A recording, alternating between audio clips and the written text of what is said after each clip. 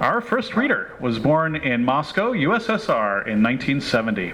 He immigrated to the US with his family in 1978. He got in trouble in first grade for doodling on his Lenin Red Star pin and hasn't stopped doodling since. After a false start at Parsons School of Design in New York, he graduated with a BFA in painting and printmaking from the School of the Art Institute of Chicago in 1993. He has exhibited his work in all manner of bars, coffee shops, libraries, and even the odd gallery when he's really hard up. He writes dog portraits and paints book reviews in Chicago, Illinois. Please welcome Dmitry Samarov.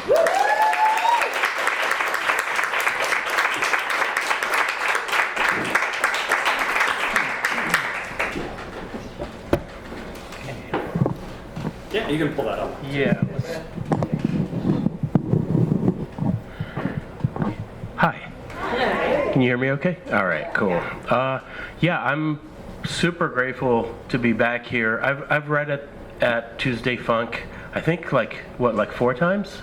This will be your 4th, yeah. I think it's the 4th time, but the last time was at the beginning of 2020, and we all know what happened later in 2020. But at that point, I read from this book called Soviet Stamps, which is an immigration memoir, and I'm not going to read from that. But since then, I was just talking to Cinnamon right before I came on here about our experiences during lockdown, and I was super productive.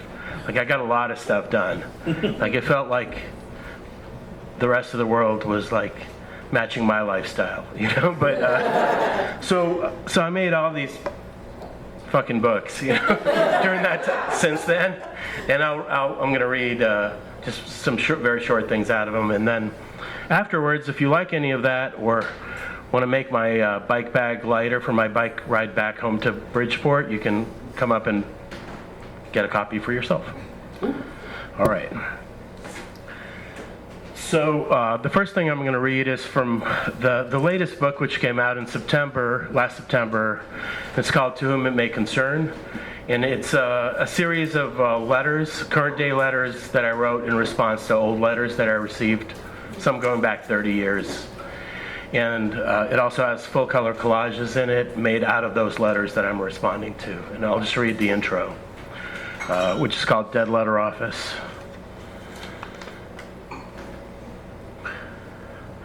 People were writing letters with little hope of their ever being delivered since forever. Before there was a regulated rate established for their passage from one place to another, before typewriters or ballpoint pens, probably before most of the population could read or write. The impulse to spill your guts to or at someone specific has to be programmed in us way back and in deep. Perhaps the suspicion or maybe even intent that the target of our vitriol, affection, desperate lust, confusion, hope, whatever, will never read the letter we spent time, frayed nerves, and snapping heartstrings composing is baked into the process. If the object of our fill-in-the-blank writes back, it becomes a conversation, a back and forth, rather than a monologue or a diatribe or a plea. A postmarked letter is like a thought balloon that you watch fade over the horizon. You don't sit staring down the vanishing point awaiting its return. The thing is to send it off and forget about it. Over several decades, but most regularly from the 1980s to the early 2000s, I maintained regular correspondence with friends, family, and significant others. I saved every letter and postcard anyone ever sent me. It was proof of my having mattered to someone sometime, a thing about which I often needed reassurance. As cell phones and email overtook pen and paper, my archive of letters began to have the musty look and smell of the museum storage locker. I reread a letter from time to time, but as the senders faded from my life and I faded from theirs, these pages took on a blurry, fading aspect, as if I could no longer make out the words even as I held them inches from my face. I hesitated to call this introduction Dead Letter Office because it is the title of an odds and sods collection by a forgettable 80s band. Some of you may know what band I'm talking about. I won't use their name here because that's just free publicity. Thinking on it for some time, I decided the term was rich enough to overcome the unfortunate association. The idea of a room of forgotten or missent letters and packages is a useful way to think about my past. When I started rereading through my archive in earnest, it occurred to me that it might be a worthwhile exercise to answer a couple of them. I wasn't interested in going back to whatever version of myself received the originals. I doubt I'd even recognize that person. I wanted to answer them as I am now, as if they showed up in my mailbox today. The hope is that the decades gap will make what I write resonate to someone or someone's other than my old correspondence. That maybe I've learned something in the intervening years that could be of use to strangers. The USPS now calls their dead letter office the Mail Recovery Center. I count this as a big mistake, or at the very least, a failure of imagination or appreciation for quotidian poetry. One is a generic bureaucratic rubric, while the other is a descriptor that inspires speculation and wonder. I guess sober practicality has won the day. I don't plan on making any such error. So with that.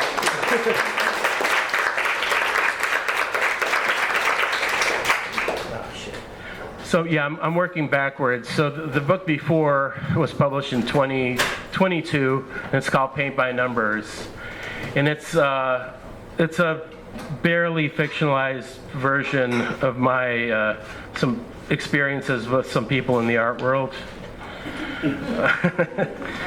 and I had to fictionalize it because they're fucking monsters. Yeah, and man, I lost the thing I was gonna. Damn it! Just lost my spot. Yeah, here we go. So this is sort of, yeah. I'll just read this thing because it's sort of a statement of purpose, or it explains a little bit of what this book is about. About the time Jackson Pollock was breaking the ice by dripping and dribbling skeins of house paint over cotton duck tarpaulin on the floor of some barn on Long Island, millions of suburbanites could produce their very own masterpieces in minutes, thanks to the miracle of step-by-step instruction. The Craftmaster paint kit box tops proclaimed, "A beautiful oil painting the first time you try." Craftmaster of Detroit, Michigan, and later someplace in Ohio, popularized paint by numbers in the early 1950s. Per the Paint by Number Museum, who is the most exhibited artist in the world? The work of paint by number designer Dan Robbins has been displayed on more walls than that of any other artist. This was true in the past, it is still true today, and is most likely a record that will stand in the future. As the New York Times notes, in appealing to adults, they are marketed as ways to relax and shut down the brain. A few years earlier, John Nagy broke a different sort of ice by going on TV and convincing viewers that they were the artist. Every week he showed them how. He flamed out after a while, but others picked up his set of magic brushes and added their own accessories to make untold fortunes. All guys like Carey and Orso are the main two artist people that I've lightly fictionalized, do is follow a well-trod path. Everyone who's ever gotten into the art racket has quickly come up against the sobering fact that laboring away in some dingy garret for decades in the hopes of being discovered is a dream left only for the most romantic of fools. Every new media innovation has pushed painting further and further up into the dusty attic. The only way to cut through the noise is to find the newest, loudest megaphone and screech away as long as your lungs hold out. Every man a Rembrandt, the ad copy promises. And why would it lie?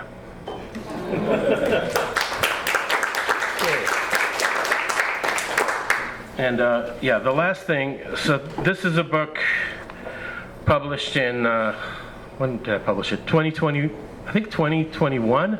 Yeah, Yeah, so about like a year into lockdown. And it's the first time, so up until then, I'd just been doing some sort of version of nonfiction, I guess, that had a bunch of art in it. I don't know.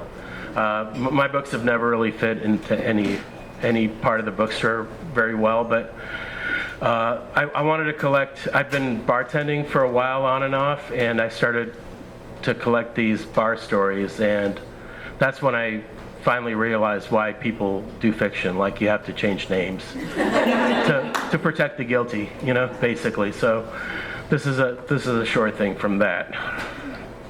It's called Ghost Hooker. Can I ask you a weird question? Is this place haunted? She came in with a big wedding party. They're all near the back of the bar by the photo booth.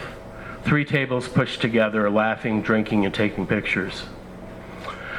She wanders up to the bar by herself, steps out of sparkling high heels, leaving them on the floor by the ice machine, and plops down on a bar stool.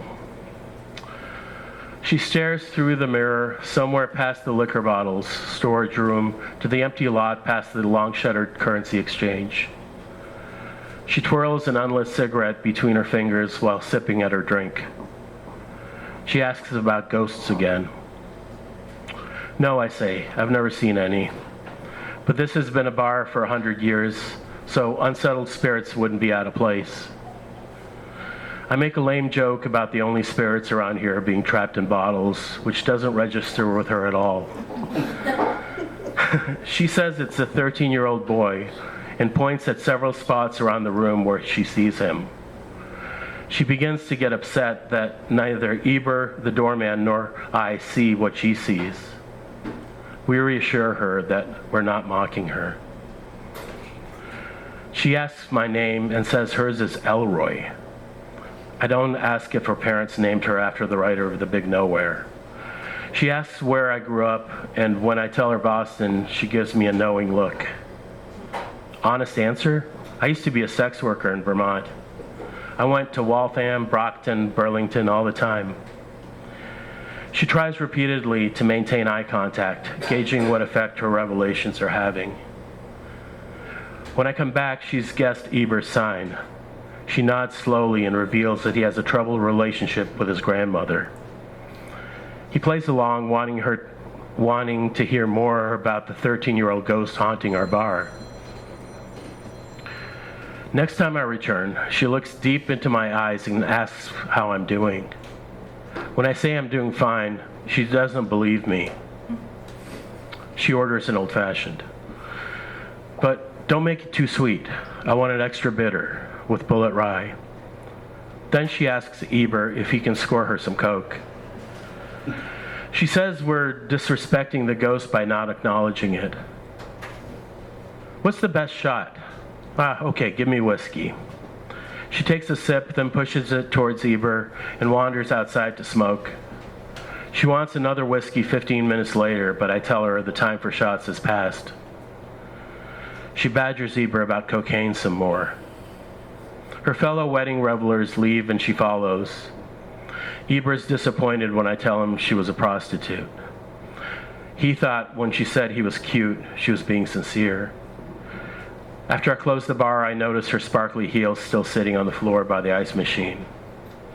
I leave a note for Lon about Cinderella leaving her slippers. Maybe she'll come back for them. In the meantime, her 13-year-old ghost can keep watch till they're safely back on her feet.